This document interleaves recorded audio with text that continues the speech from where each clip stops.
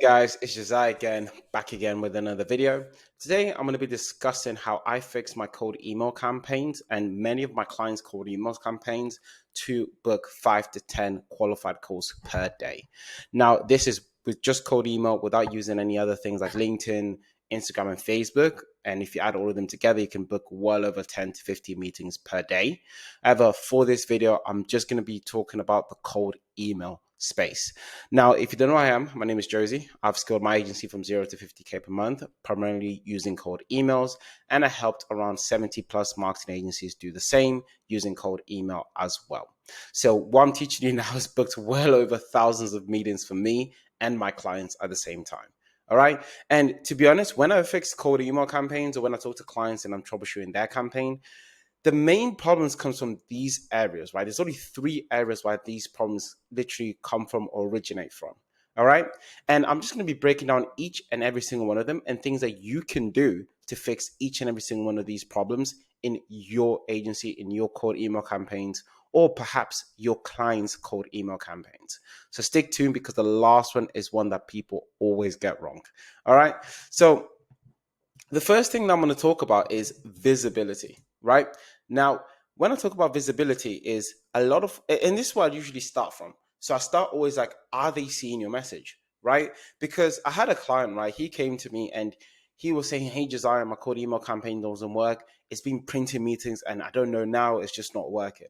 And recently there's been a deliverability update with Google, Microsoft. So a lot of people in the space have been affected by this. And before he came to me, he was just testing scripts, leads, and always just crazy offers and crazy angles, right? And I was like, hey, hold on, it's like your code, like your copywriting skills has not gone worse in a space of 2 weeks, right? They've actually gone better because you've been practicing copy for the last 2, 3, or 4 years, right? And this doesn't seem like a copy issue because you know how to write copy. I've seen your copy. It's actually good. People will respond to that. And it's way more than just a copy issue. And a lot of people, especially if this may be you keep testing copy, you keep testing your leads, right? But you've had success before in the past. So there's no way that your cold email has gone worse by you testing more, right? It's literally impossible for you to get worse at cold email copywriting by practicing cold email copywriting. It's like saying I'm gonna get worse at like practicing a language while practicing a language, or speaking the language while practicing the language in this case, right? Now, when I seen this, I was like, hey, like we're starting the test backwards. We're testing leads and offer first when we should actually be testing the emails, right? Because essentially the emails is the environment in which you're sending out emails in which you get the results. So you can have the best copy in the world, the best offers in the world, but if your emails low land in spam, you're not going to get seen, right? And if you don't get seen, then you can't actually offer to anyone and no one sees what your message is and no one sees what your message is, then guess what? You're not going to get replies. You're not going to get bookings. So a good way to test this in your emails is looking at reply rates, right? Now, average rule of thumb, if you're getting anywhere above a 4% reply rate, right, that's excluding out of office, you're in a good ballpark. Anything below 2%, you're looking in terms of deliverability. And yeah, like you should really have like a kind of warning signals go off if there's anything below a 3 or 2% reply rate. So we looked at his reply rate and he was getting a sub 1% reply rate. Like guys, if you're getting a sub one, like you can't be sending thousands of emails and not even like at least 10, 20 of them are telling you to fuck off, right? It's like if you get anything below sub 1%, you need to relook at your emails, essentially get new emails or look at the IP that you're using. Because at this point, he was using resellers and the resellers was from India, right? And if anything you know about India, the IPs are not the best, right? So what we done in this case, actually got him on US and UK IPs and redone his whole email, right? So he went from having 4 emails per one domain per one admin to having one admin, one domain, and 2 emails per domain, right? And then once we done that switch, literally the next week, he booked 30 meetings and actually closed 15K per month in 1 week, right? And this is the power of always focusing on visibility first before going on the next ones. So I encourage you, I implore you. So if your campaigns are not working, right, and you've tried everything under the sun, change your emails, right? Look at where you got your emails from, how you set it up, and it takes a bit of time. However, it's well worth the wait to change your emails and have a new kind of emails and environment to send your emails from, right? So that's the first thing I'll look at. The second thing I'll look at is targeting. Now, I had this problem when I was doing Done For You. So when I was doing the Done For You, I had a new marketing manager, and he was running the campaigns for one of my clients that was targeting at that time SaaS. And he ran these campaigns, and I checked over the script, I checked over everything that I thought I did, and I thought, hey, this is perfect. Let's just run the campaigns, right?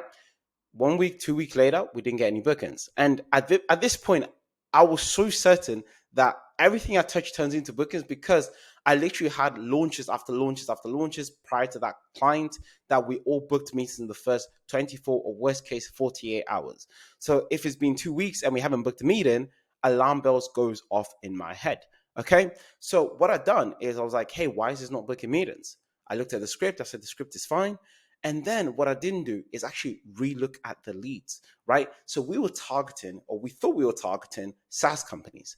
However, the client's case study was a coaching business, right? That had some sort of a technology element to it.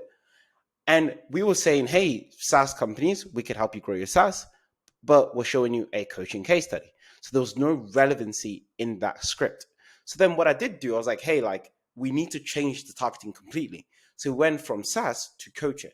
And then in the same week, we booked 7 meetings in just that week after that one change. So after you've got visibility and people are seeing your email, the next thing is making sure the right people are seeing your email. So when I mean right people, I mean, are you clear in terms of the target market, the keywords they're using to find them, the employee size as well. So if you want to go with bigger companies, making sure they have a bigger employee size, and also the job title, making sure the people that have seen it are in the right job title. So anything from founders, CMOs, owners, etc.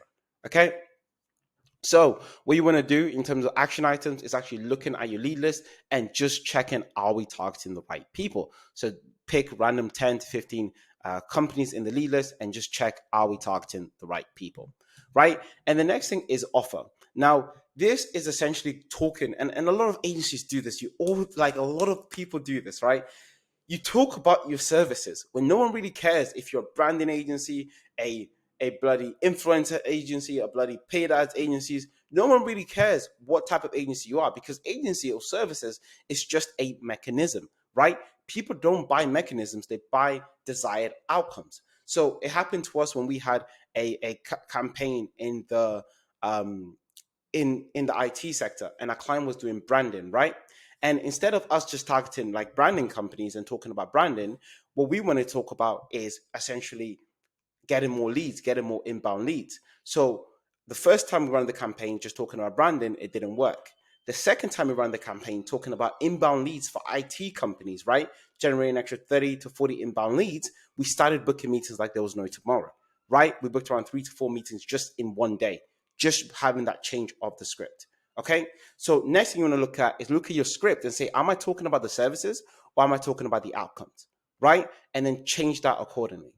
Now, once you have these 3 elements in place, it's literally impossible for you not to book 5 to 10 meetings, right? You have people that can see your offer, you're targeting the right people, and you're saying the right things. The next thing you need to do is just scale that, right? And what I mean by scale that is just increase volume, okay? And once you have proof of concept, of course, once you start to get bookings, just increase in volume should do the trick. Now, if you're having problems actually implementing this into your agency, we do offer just a consulting services where we work with you one-on-one. And when I mean one-on-one, I mean like in the trenches with you, making sure that you scale your agency from around 0 to 30 to 50K per month in under 6 months. Okay. Now, if you are interested in anything like that, just check the link below, have a fun, look at some case studies, etc. And other than that, just subscribe, like the videos, and I'll catch you in the next video. Take care. Bye.